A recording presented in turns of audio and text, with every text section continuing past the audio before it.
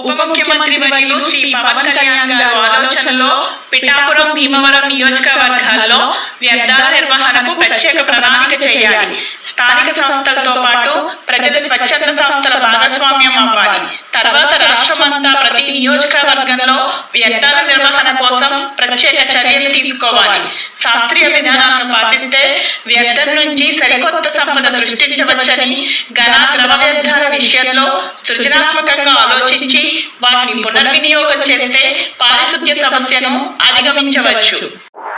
రాష్ట్ర అభివృద్ధి, ప్రజా సంక్షేమం కోసం శక్తివంచన లేకుండా కృషి చేస్తానని శాసనమండలి సభ్యులు శ్రీ పి హరిప్రసాద్ గారు స్పష్టం చేశారు. ఎన్డీఏ కూటమిలో భాగంగా జనసేన తరపున నామినేషన్ దాఖలు చేసిన శ్రీ హరిప్రసాద్ గారు ఏకగ్రీవంగా ఎన్నికయ్యారు. సోమవారం అసెంబ్లీలో రిటర్నింగ్ అధికారి నుంచి ధృవీకరణ పత్రాన్ని స్వీకరించారు. వినాయక చవితికి మట్టి వినాయకులను పూజించగా ప్రజలకు అవగాహన తెలియజేయాలి. పర్యావరణ హితంగా వేడుకలు, ఉత్సవాలు చేసుకుంటే మేలు. మంగళగిరిలో శ్రీ పవన్ కళ్యాణ్ గారి నివాసంలో ప్రకృతి వ్యవసాయ నిపుణుడు, పర్యావరణ ప్రేమికుడు శ్రీ విజయరామ్ గారు కలిసి వివరించారు. Thank you. Goodbye.